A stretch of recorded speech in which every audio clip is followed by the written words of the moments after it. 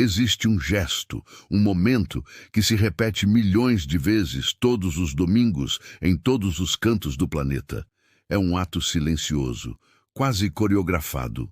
A cesta da coleta passa de mão em mão e o fiel, com um movimento discreto, deposita ali uma nota, uma moeda. Ou talvez seja um débito automático mensal, o dízimo, que sai da conta bancária sem alarde. Por trás desse gesto simples reside uma das mais poderosas e sinceras emoções humanas: o desejo de fazer o bem, a esperança de aliviar o sofrimento, a crença de que se está a contribuir para uma força maior e mais nobre do que si mesmo. O fiel católico, ao doar, não está apenas dando dinheiro. Ele está investindo sua esperança, sua fé e sua própria virtude em uma instituição que ele acredita ser o maior agente de caridade do mundo. Esta crença, nobre e profundamente sentida, é a base sobre em que se assenta um dos maiores e mais opacos impérios financeiros da história da humanidade. Mas o que acontece depois que a nota amassa no fundo da cesta? Qual é a jornada que esse dinheiro faz, desde o ato de pura intenção caridosa até seu destino final nos balanços de uma diocese? Hoje vamos seguir o rastro do dinheiro. Vamos conduzir uma auditoria forense sobre a economia da salvação, expondo o abismo chocante que existe entre a fantasia piedosa do doador e a dura realidade contábil da instituição. Vamos revelar como o sistema da Igreja Católica, de forma estrutural e sistêmica, sequestra a boa intenção de seus seguidores e a transforma primariamente em combustível para a sua própria e dispendiosa sobrevivência. Para entender a magnitude desse descompasso, precisamos primeiro mergulhar na psique do fiel católico. O que ele acredita que está fazendo ao doar? Décadas de pesquisas sociológicas, entrevistas e até mesmo levantamentos internos da própria Igreja pintam um quadro notavelmente consistente. A esmagadora maioria dos católicos praticantes, especialmente em países com forte tradição como o Brasil, o México, as Filipinas ou a Polônia, doa com uma motivação primária: a caridade. A resposta mais citada para a pergunta "por que você contribui com o dízimo?" não é para pagar o salário do padre, para manter o ar-condicionado da igreja, ou para financiar a burocracia do Vaticano. É invariavelmente para ajudar os pobres, para as obras de caridade da igreja ou para as missões. Essa percepção não é acidental, ela é cuidadosamente cultivada. A Igreja Católica, através de sua doutrina social, se posiciona como a principal defensora dos despossuídos, com sua opção preferencial pelos pobres. A imagem pública da Igreja é personificada não por seus administradores ou por seus banqueiros, mas por figuras como a Madre Teresa de Calcutá, por seus hospitais, seus orfanatos e suas creches. A propaganda institucional, os sermões e as campanhas de arrecadação de fundos invariavelmente focam na face caridosa da organização. O fiel, portanto, é condicionado a associar o ato de doar à imagem de uma criança faminta sendo alimentada ou de um doente sendo cuidado. Essa associação é tão poderosa que ela gera um estado de confiança cega. Quando questionados sobre como exatamente o dinheiro é gasto, a maioria dos fiéis demonstra uma notável falta de curiosidade. As respostas comuns são: eu confio que a igreja sabe o que está fazendo, isso não é da minha conta, ou cabe ao padre administrar. Questionar o destino do dinheiro é visto como um ato de desconfiança, quase uma falta de fé. A responsabilidade do fiel termina no momento da doação. A partir dali, ele delega a gestão de sua caridade à autoridade sagrada da instituição, aliviando-se do fardo de ter que verificar os resultados. Psicologicamente, esse ato de doação é profundamente recompensador. Ele satisfaz o desejo humano de altruísmo e gera um brilho cálido de virtude. O fiel se sente parte de uma vasta corrente do bem, um soldado no exército de Deus contra a pobreza e o sofrimento.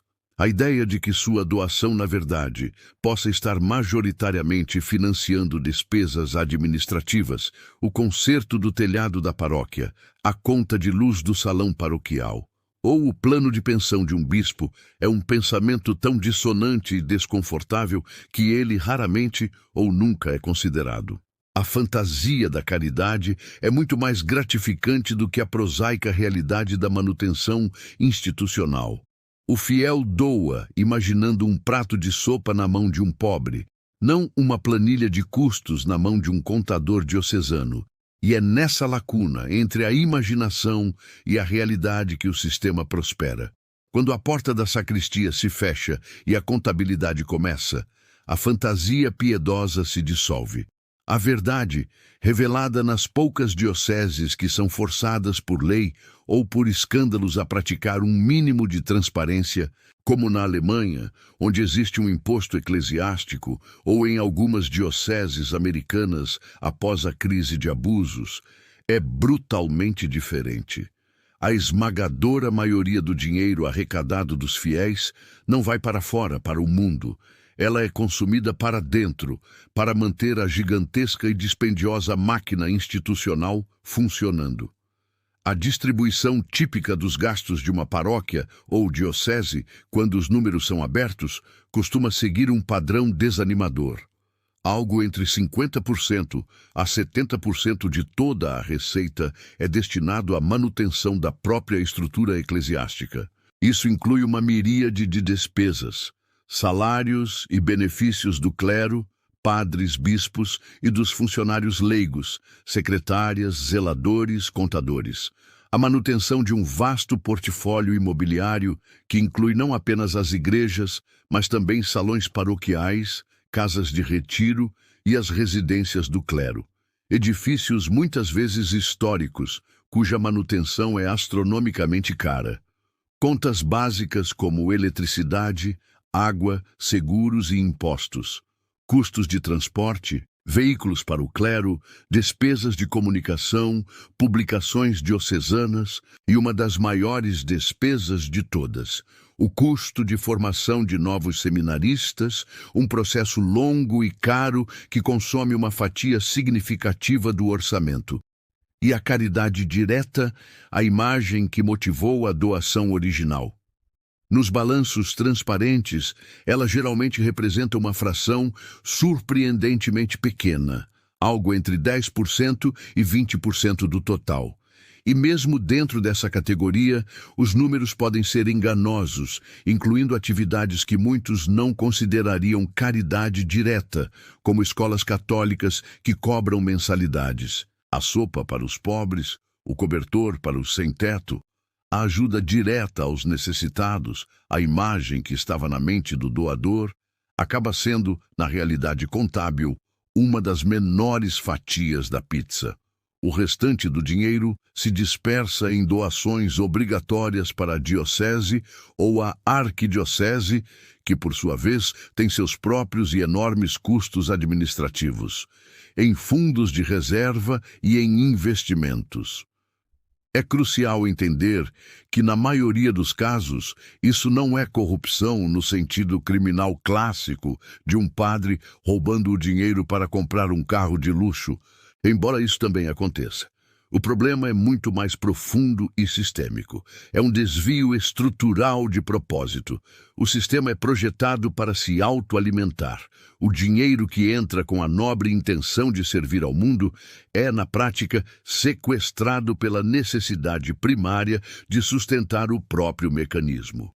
O fiel acredita que está pagando por uma missão. Na maior parte do tempo, ele está apenas pagando pela manutenção da empresa. E em tempos de crise, essa realidade se torna ainda mais sombria. Nas últimas décadas, uma despesa monstruosa e não planejada apareceu nos balanços de dioceses em todo o mundo, especialmente nos Estados Unidos, Irlanda, Austrália e Alemanha. Centenas de milhões e, eventualmente, bilhões de dólares doados por fiéis para as obras de Deus foram desviados para pagar acordos legais e indenizações às vítimas de abuso sexual por parte do clero. O dinheiro da cesta da coleta, dado com a intenção de alimentar os famintos, foi usado para silenciar as vítimas dos predadores que a igreja protegeu.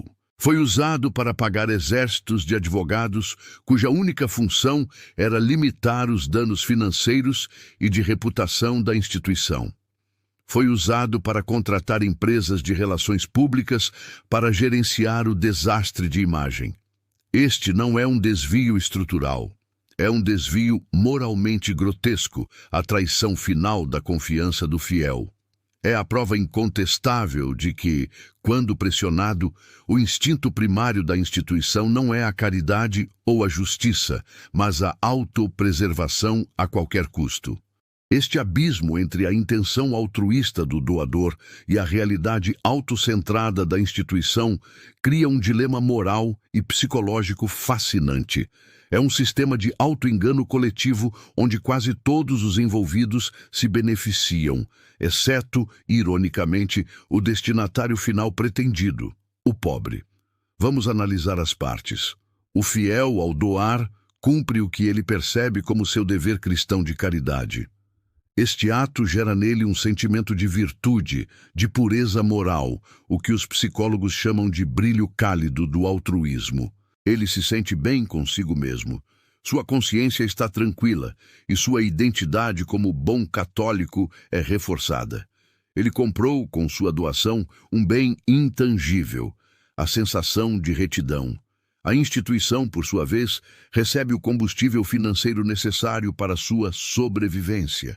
Ela paga seus funcionários, mantém seus prédios, financia seus programas e garante a continuidade de sua estrutura de poder.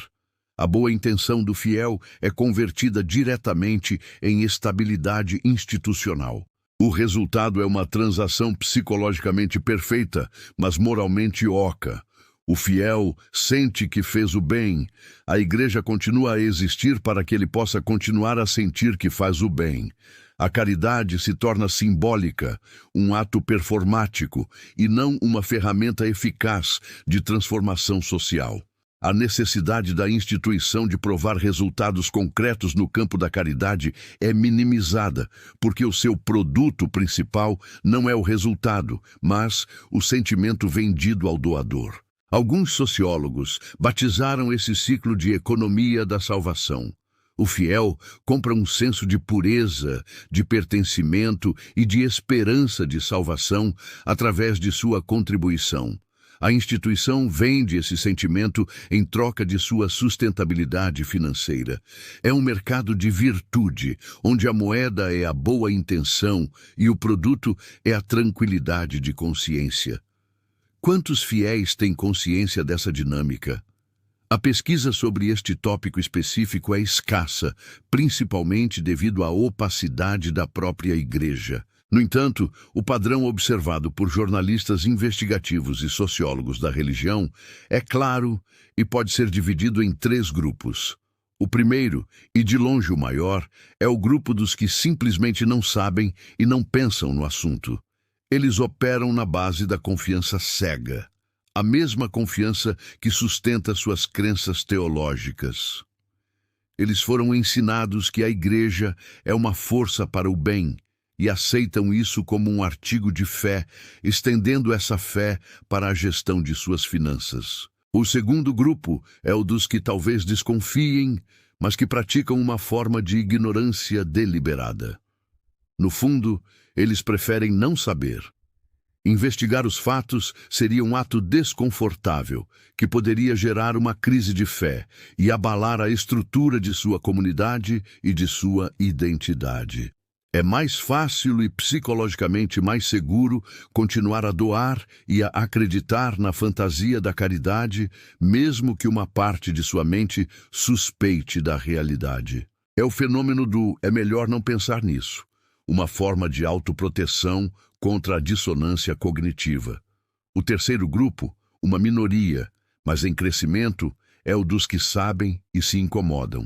Geralmente mais instruídos, mais céticos ou vivendo em países onde escândalos financeiros e de abuso expuseram a realidade da má gestão eclesiástica, esses católicos se recusam a participar do auto-engano. Eles param de doar para a cesta de coleta geral e redirecionam sua caridade. Eles procuram organizações católicas específicas, uma ordem de freiras que administra um hospital, um projeto missionário com contabilidade transparente, uma ONG com resultados comprovados, e doam diretamente a elas, garantindo que seu dinheiro tenha o impacto que eles desejam. Em países como a Alemanha, a Irlanda e os Estados Unidos, o crescimento desse grupo levou ao surgimento de movimentos de reforma como o Maria 2.0, que exigem não apenas a igualdade para as mulheres, mas também uma transparência financeira radical. Isso nos leva à verdade mais incômoda de todas. O sistema precisa dessa opacidade para sobreviver. A imagem da igreja como uma vasta e eficiente máquina de caridade é a sua principal ferramenta de marketing, a sua marca. É o que a legitima aos olhos de seus membros e da sociedade em geral. Se a maioria dos fiéis descobrisse de forma clara e inequívoca que 80% de suas doações servem para sustentar o estilo de vida do clero e a manutenção de prédios, em vez de alimentar os famintos, o sistema entraria em colapso moral. As doações despencariam. A percepção da igreja como um instrumento do bem se estilhaçaria. Portanto, a falta de transparência não é um acidente ou uma falha de gestão. Ela é uma característica funcional do sistema, uma estratégia de sobrevivência. É um auto-engano coletivo útil. Os fiéis se enganam ao acreditar que sua pequena doação está primariamente ajudando os pobres do mundo. E o clero se engana ao acreditar que, ao sustentar a si mesmo e a instituição, está, de forma indireta, ajudando o mundo. Essa crença do clero é reforçada por uma justificativa teológica poderosa e conveniente. Na visão católica, a própria Igreja é o corpo místico de Cristo na Terra, o sacramento universal da salvação. Manter essa instituição viva, portanto, não é um ato de autopreservação egoísta, é a forma mais elevada de caridade. Cada euro gasto no conserto de um vitral, na renovação da batina de um bispo ou no salário de um administrador diocesano é justificado como um investimento na própria máquina da salvação. A missão não é apenas ajudar os pobres. A missão é, antes de tudo, garantir que a igreja exista para um dia, talvez, ajudar os pobres. A sobrevivência da instituição se torna o bem primário, a partir do qual todos os outros bens supostamente emanam. É a racionalização perfeita, o argumento que permite que uma vasta burocracia consuma a generosidade de seus membros, enquanto se sente perfeitamente virtuosa ao fazê-lo. Chegamos então à conclusão. A jornada daquela nota colocada na cesta da coleta é uma jornada de transformação, de um ato de altruísmo puro na mente do doador a um ato de autopreservação institucional nos livros contábeis da diocese. O problema fundamental não é necessariamente a corrupção criminal, embora ela exista. O problema é um sequestro sistêmico da boa intenção. A Igreja funciona com o combustível da generosidade de seus fiéis, uma generosidade motivada pela imagem de Cristo lavando os pés dos pobres. Mas o motor que esse combustível alimenta serve primariamente para manter as luzes do palácio acesas, o trono polido e os funcionários pagos. É um sistema que privatiza a virtude do doador para capitalizar a sobrevivência da instituição. Se a sua fé é genuína, se a sua caridade não é apenas um ato para tranquilizar a consciência, mas um desejo real de efetuar mudanças no mundo, então a sua responsabilidade não pode terminar quando o dinheiro deixa a sua mão. Pelo contrário, é aí que ela começa. É hora de os fiéis católicos, que sustentam todo este sistema com sua generosidade e sua confiança, começarem a agir não como ovelhas dóceis, mas como acionistas morais.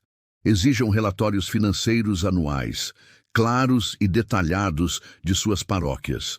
Questionem suas dioceses sobre a porcentagem exata do dízimo que é destinada à caridade direta versus os custos administrativos e legais. Cobrem de seus padres e bispos o mesmo nível de transparência que qualquer organização de caridade secular é obrigada por lei a fornecer. Fazer essas perguntas não é um ato de deslealdade ou falta de fé. Pelo contrário, é o ato da mais verdadeira fé. A fé de que a instituição que afirma representar a bondade no mundo pode e deve ser mantida nos mais altos padrões de honestidade e integridade. É o desafio de forçar a Igreja a ser tão boa, na prática, quanto seus seguidores acreditam que ela é na intenção.